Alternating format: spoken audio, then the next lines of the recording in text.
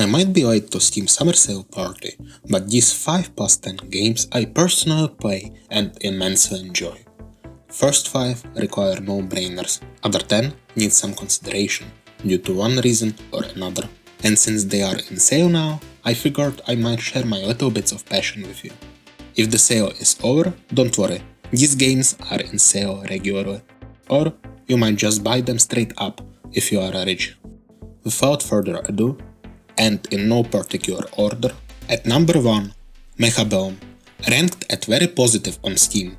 Mechabellum is turn-based tactical game where you place mechs on the battlefield and watch them fight other players' setup. Yep, mechs. Who doesn't like mechs?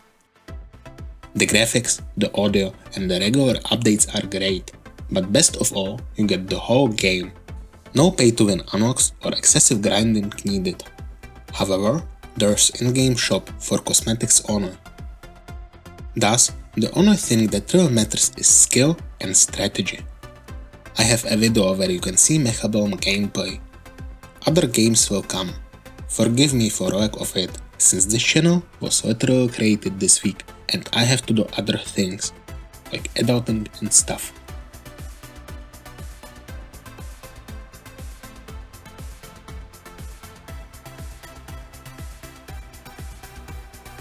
Anyways, Mechabellum is now on sale for around €11. No brainer from me. Where you would have to use your brain is number 2, which is Victoria 3. Ranked at mostly positive recently on Steam. Victoria 3 is best economy/politics simulator you can get. You pick a nation and lead it in direction you like. Peaceful Russia? Yes. Fascist USA? Yes. Communist Germany? Yes. Or maybe you'd like to revive Byzantine Empire to its former glory? Absolutely. It's all up to you. Currently at €25, which is a fair deal considering that the majority of the content is in base game. And it receives generous updates. Also, if you feel like spending, you can roleplay a foreign investor with the DLC. Or would you rather build a picturesque medieval city? Then at number 3 is Manor Lords, ranked at very positive. Manor Lords is a medieval city builder built by indie developer with passion. You can build your city with deep logistics and production system, then trade and go to war in Warhammer Light style of combat.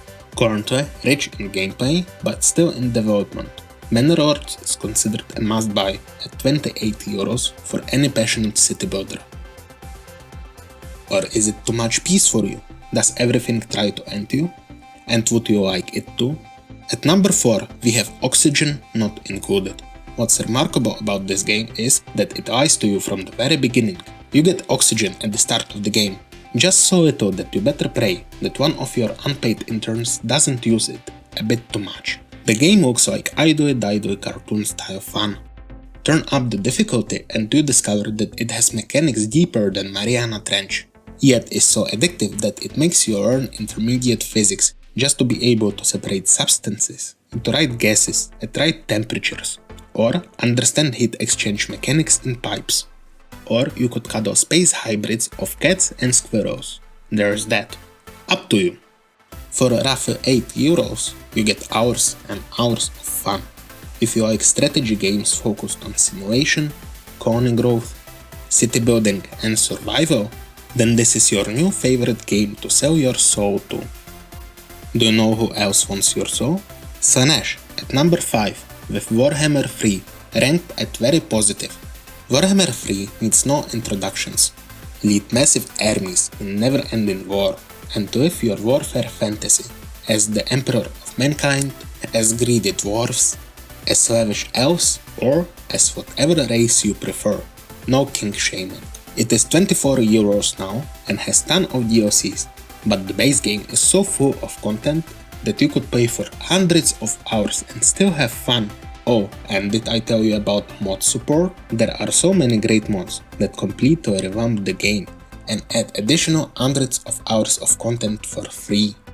Other games with hundreds of hours of content include, at number 6, Crusader Kings III. Currently at very positive on Steam, had a rough time with unfulfilling DLCs, but the last DLC was received extremely well. Unfortunately, that DLC is not on sale, but Crusader Kings III is, and that allows you to play your ultimate roleplay fantasy in medieval world, where the game's philosophy is you do you, no matter the mistakes your character makes. Where you can't make a mistake, however, is at number 7 with Surviving Mars. Be it in gameplay on the highest difficulty or at buying it at 7.5 euros, no mistakes will be made. Ranked at very positive on Steam, you can roleplay Simon Task and build your ultimate colony on Mars. Just be careful not to die. This is one of my favorite games ever, but it's unfortunately without updates. What's even more particular is that the base game will, in my opinion, serve you a ton better than DLCs. Another game where the base game is full of features is number 8, Timberborn. Timberborn is ranked at overwhelmingly positive on Steam. This game allows you to say bobber cool and bend the very nature to your bobber will, or die trying. But fair warning, it's not for everyone. For example, I showed the game to my girlfriend and she said it looks boring. Well, I considered a breakup on the spot. In all seriousness, this game has a ton of depth and logical challenges on par with Oxygen Not Included, all that for humble 27 euros. Much cheaper at not even 3 euros, we have number 9, Northgard. Northgard is a picturesque RTS without reliance on extreme speeds, like for example StarCraft II.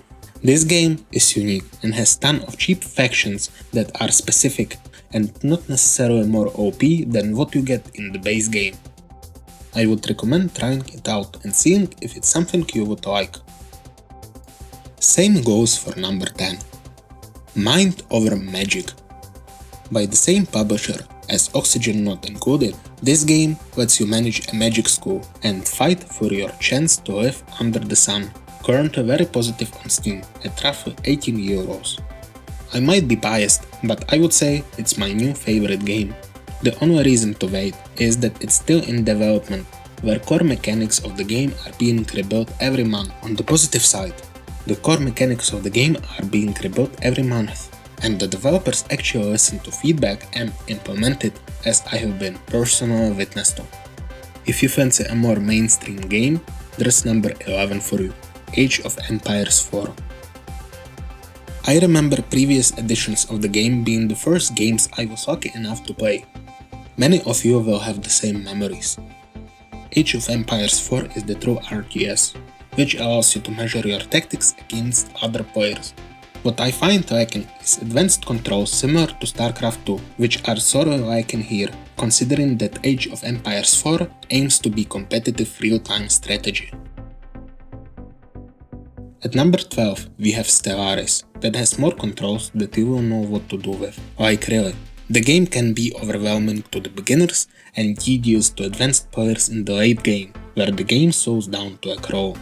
Being overwhelmed with DLCs doesn't help its case much. Despite the feeling that the game goes in the wrong direction, there's so much content and more importantly a dream. A dream to lift your humble galactic empire to the front by peacefully shredding every single member of Xeno species. That dream, just for $10, seems like a fair price. If you are more into watching Apple space battles play out, you must not sleep on number 11, Endless Space 2. You can build your empire, customize your ships, and watch those fight in space battles that have no comparison. The game is finished, but the base game version, costing 10 euros, is all you need to watch mankind assert its true place among the stars. Number 11 will be a bit controversial, but I really enjoyed this game, which is Cities Skylines 2. Hear me out, it's not a buggy mess it was on release. Well, unless you go over 1 million population. The mod support gets better every day, and they are slowly releasing country-specific packs that community can't get enough of. It's a late boomer and needs more work. Also, the cost at 40 euros is steep, but if you enjoy city building and can afford it, give the game a go. You won't regret it.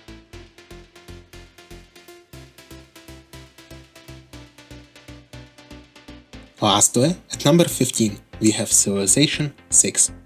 At mere €6, this one is one of the best turn-based strategy games of all time. Civilization VI gives you a ton of replayability, and if you need more challenge, there's a dedicated Discord group where people play multiple times a day and will be more than happy to destroy your very idea of being good at strategy. Yes, that's a challenge from me to you.